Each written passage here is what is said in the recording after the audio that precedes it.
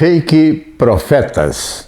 Essa expressão nasce pela conjugação de duas outras, fake news e falsos profetas, daí fake profetas. Fake news representa o procedimento em que interessados transmitem informações equivocadas, conhecimentos equivocados, com o propósito de obter vantagens de uma forma não muito legal, não muito honesta. E com isso eles vão induzindo as pessoas que aceitam aquilo que eles transmitem, mas que são fake news, são informações equivocadas. Nessa altura poderíamos perguntar, mas será que este hábito de transmitir informações equivocadas, querer iludir as pessoas, é algo recente? O termo fake news é recente, mas o hábito de disseminar informações equivocadas não é nada recente. Podemos até voltar lá no tempo das cavernas e talvez numa reunião em torno de uma fogueira, uma conversa corre trazendo muitas informações. E alguém ali diz, olha, eu acabei de descobrir um caminho fantástico.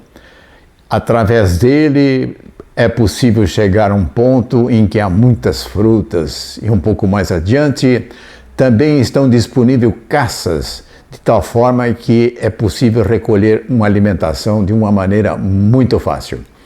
Ao dar essa informação, um grupo sai da caverna e toma a direção indicada. Mas era uma informação equivocada. Esse que transmitiu a informação equivocada, este sim, pega o caminho correto e não demora muito, vai estar diante das frutas e da caça anunciada. Evidente, esta é uma brincadeira, mas eu acredito que desde os primórdios da humanidade, sempre houve a possibilidade de que as informações equivocadas fossem disseminadas. Nós podemos ir para uma época mais recente, 2000 e poucos anos, a época em que Jesus esteve entre nós. E naquela ocasião, ele alertou a respeito de falsos profetas. Entendendo aqui, profeta não apenas aqueles que fazem previsão em relação ao futuro, mas também que disseminam informações, conhecimentos. Mas Jesus alertava a respeito da possibilidade de que profetas, tanto encarnados como desencarnados, pudessem enganar as pessoas. Ele usou uma figura bastante interessante em que ele dizia: pelos frutos se conhece a árvore. Uma boa árvore oferece bons frutos, enquanto que uma árvore ruim fornece frutos ruins também. Dessa forma, vale observar aquele que está trazendo a informação, se provém de uma árvore cujos frutos são bons, ou se provém de uma árvore que produz frutos ruins. Mas vamos para uma época mais recente, em torno de 1800, mais precisamente em 1857. Nesse ano foi publicado um livro muito importante, que é o Livro dos Espíritos. Esse livro foi organizado por Allan Kardec. Allan Kardec fazia perguntas para o plano espiritual e, através de médiuns, recebia informações. Esse livro tem ali 1019 perguntas.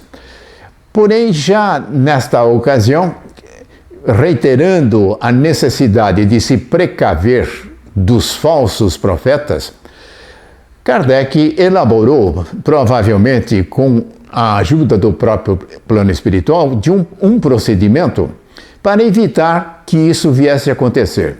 Nós encontramos esse procedimento apresentado por Allan Kardec no livro O Evangelho segundo o Espiritismo, na sua parte introdutória, no capítulo 2. E ali nós encontramos um título: Controle Universal dos Ensinos dos Espíritos. Em que consiste este controle? Diz que para que possamos aceitar como uma informação verdadeira proveniente do plano espiritual, é necessário que essa informação seja transmitida por vários espíritos, através de vários médiuns, em locais diferentes, em épocas diferentes. É dessa forma, Kardec formulava as perguntas e recebia respostas, várias respostas, de vários espíritos, através de vários médiuns. E além disso, fazia uma análise cuidadosa, uma análise lógica. E uma das coisas que ele fazia era cotejar essas informações com aquilo que se conhecia na época sobre conhecimentos científicos.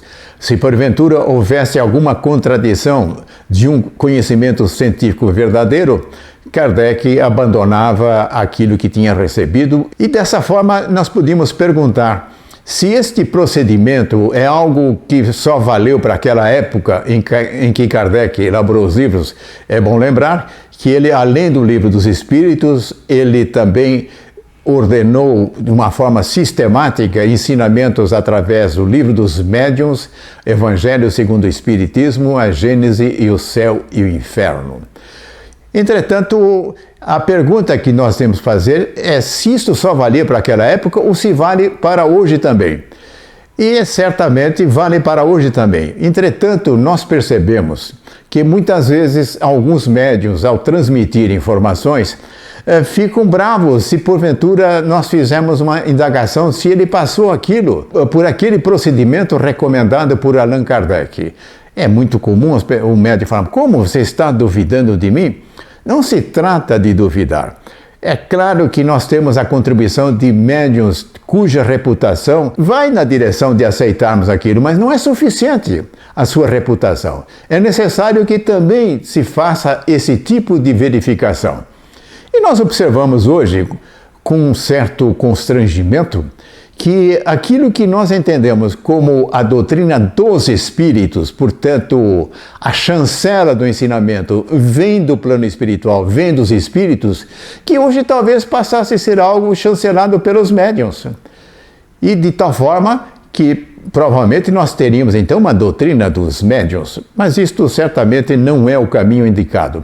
E curiosamente, entre todos os livros da doutrina espírita, eu encontrei um em que fazia ressalva. Ele disse que aquilo era uma contribuição dele, mas que não tinha passado por aquele teste recomendado por Allan Kardec, segundo eu já tinha relatado, o controle universal dos ensinamentos dos espíritos. Isto não significa que uma informação vinda através de um único espírito, através de um único médium, que não possa ser verdadeiro. Pode ser verdadeiro, mas mesmo assim, mesmo que nós tenhamos a confiança no médium, mesmo que aquilo possa estar apresentando características de coisa verdadeira, é necessário que haja essa comprovação, porque somente assim nós estaremos seguros, no sentido de não ir enxertando gradativamente coisas equivocadas que vai distorcendo, que vai trazendo prejuízo para a doutrina espírita. Mas deixemos esta fase e pulemos para os dias atuais. Nos dias atuais, nós percebemos uma proliferação imensa de notícias falsas. E hoje, para facilitar isso, nós temos meios que agilizam a transmissão de informações, que é a internet. E através deste veículo nós temos assistido muitas informações equivocadas no meio político, no próprio meio científico, nas religiões e tudo mais aí, muitas informações equivocadas. E como é que nós devemos fazer? Nós devemos passar aquilo por uma análise lógica, evidentemente. E há mesmo na internet também alguns sites especializados em fazer a verificação se a informação é verdadeira ou se não é verdadeira. E, por outro lado, nós podemos acessar canais de nossa confiança para verificar se aquela informação está sendo repetida em outros locais, através de outros informantes.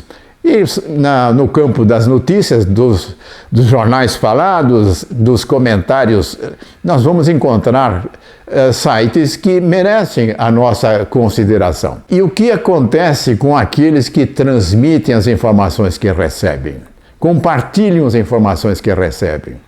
Olha, nós só devemos compartilhar informações quando tivermos a segurança de que aquilo é verdadeiro. E por outro lado, perguntar: isso vai trazer algum benefício se eu transmitir, se eu compartilhar essa informação com outros? Se houver dúvida quanto ao benefício, é melhor não compartilhar. E vale ressaltar que a responsabilidade daquele que compartilha notícias falsas é a mesma do que aquele que produz as notícias falsas. Portanto, muito cuidado. E de uma maneira muito frequente, nós percebemos as pessoas descuidadamente passarem informações equivocadas.